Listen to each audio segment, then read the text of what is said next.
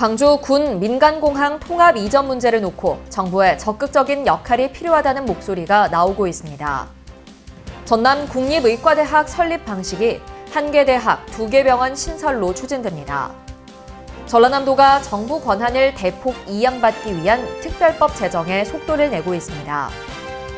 완도수목원을 국립난대수목원으로 조성하는 사업이 본격 추진됩니다. 광주와 전남 지역에서 20일부터 독감 무료 접종이 시작됩니다. 시청자 여러분 안녕하십니까? TBS 광주 전남권 뉴스입니다. 광주 군 민간공항 통합 이전 문제를 놓고 정부의 적극적인 역할이 필요하다는 목소리가 나오고 있습니다.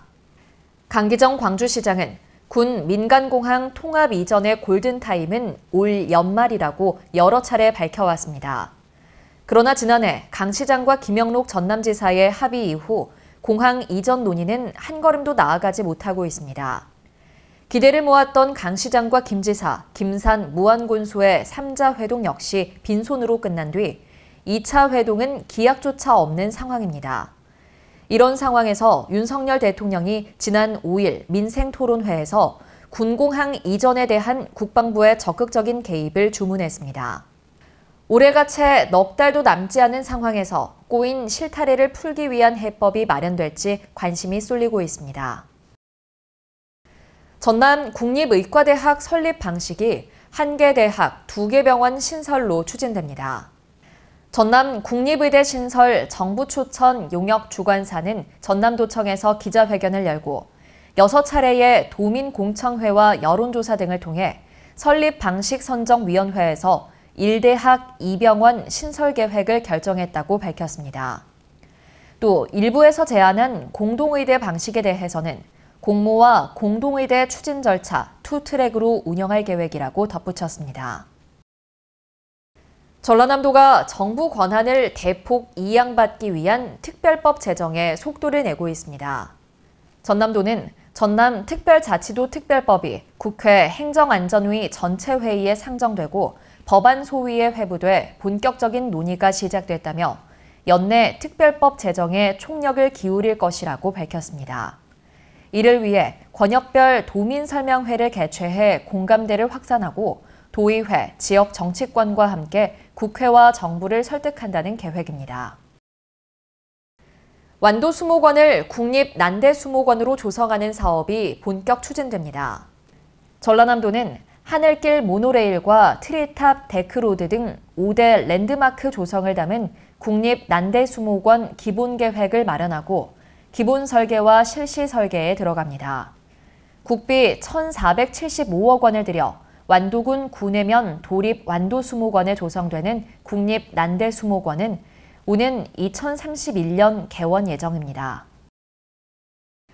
광주와 전남 지역에서 20일부터 독감 무료 접종이 시작됩니다. 6개월부터 13세까지 기초 접종은 20일부터, 75세 이상은 다음 달 11일부터, 65세 이상은 다음 달 18일부터 시작해 내년 4월 30일까지 실시합니다. 광주시와 전남도는 65세 이상 어르신과 면역 저하자 등은 다음 달 중순부터 코로나19와 동시 접종해 줄 것을 권장했습니다. 지난해 지방세를 1억 원 넘게 내지 않은 고액 체납자가 광주와 전남에서 100명을 넘어선 것으로 나타났습니다.